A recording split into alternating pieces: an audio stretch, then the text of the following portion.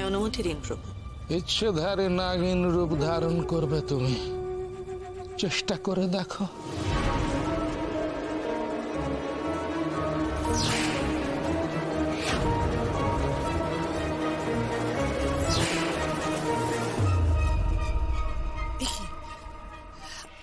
আমি আমার রূপ পরিবর্তন করতে পারছি না কেন?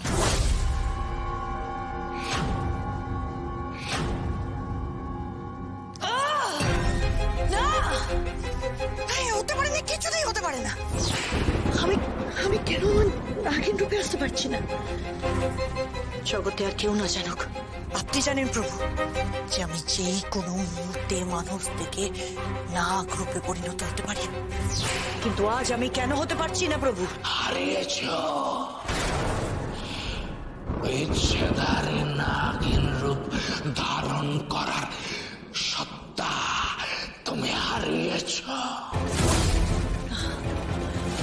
এর অর্থ কি প্রভু? আমি বিশেষ যজ্ঞে আহুতি দিয়ে তোমার প্রাণ রক্ষা করতে সক্ষম হলেও তোমার ইচ্ছেধারী নাগিন রূপ ধারণ করার শক্তি রোহিণী আমি ফিরিয়ে দিতে অক্ষম। এসব আপনি কি বলছেন প্রভু? বেদিনী জ্যোৎস্নার ওই মরণ বিন বাজানোর সময় তুমি বাধ্য হয়েছ রাজকুমার বিক্রমের শরীর থেকে বিষ নিষ্কাশন করতে, আর তারই সঙ্গে সঙ্গে তুমি ইচ্ছেধারী নাগিন রূপ ধারণ করার সত্তা হারিয়েছ। না, এ হতে পারে না, এ হতে পারে না, অসম্ভব। সাধারণ বেদিনীর জন্য আমি আমার সবকিছু হারিয়েছি, আমার স্বপ্ন, আমার ক্ষমতা, এমনকি আমার সব পরিকল্পনাও ভেস্তে দিয়েছে। ছাড়বো না, কিছুতেই ছাড়বো না ওকে। আমি ওকে শেষ করে দেবো।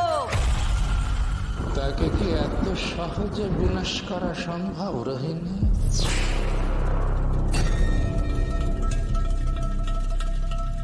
একটা কথা তুমি ভুলে যাচ্ছ, রাজকুমার বিক্রমকে রক্ষা করার জন্য মরণ বিনের প্রয়োজন ছিল,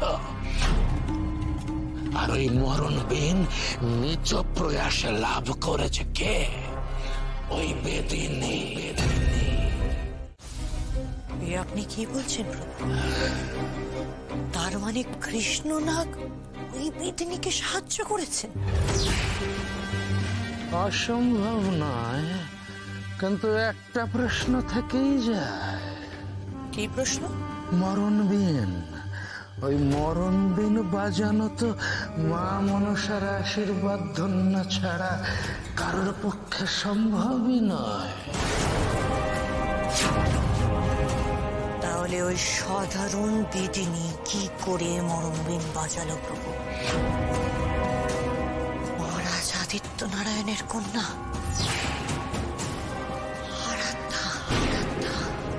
আরাধ্যা ছিল মা মনসার আশীর্বাদ ধন্যা।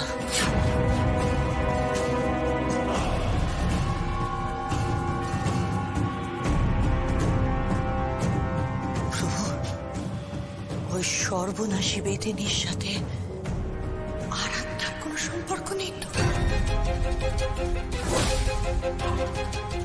আর ওই বেদিনী জ্যোৎস্নাই যদি স্বয়ং আরাধ্যা হয়?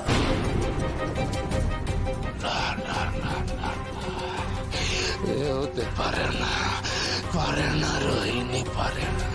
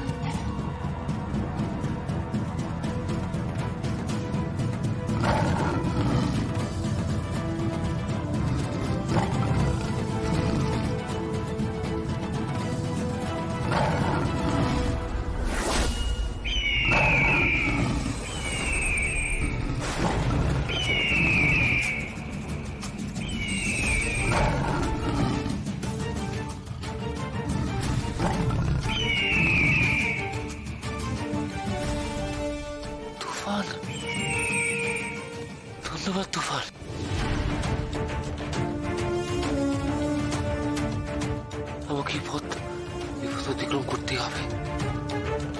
যত তাড়াতাড়ি সম্ভব এই পথ অতিক্রম করতে হবে।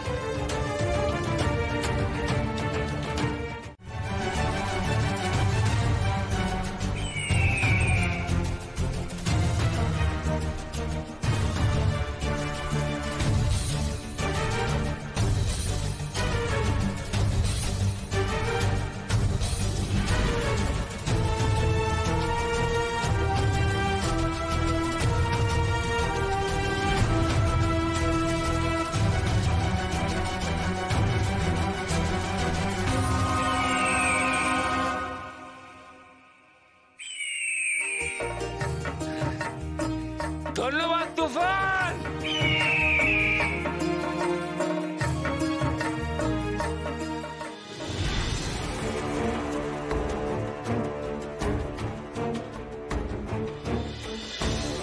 চারপাশে এত বালি,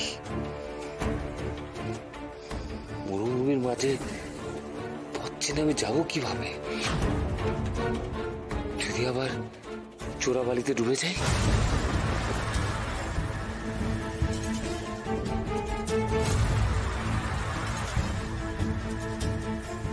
তুফান, তুফান, এখানে কোথায় চোরাবালি আছে আমি বুঝতে পারবো না। তুমি আমার পথ দেখাতে পারবে?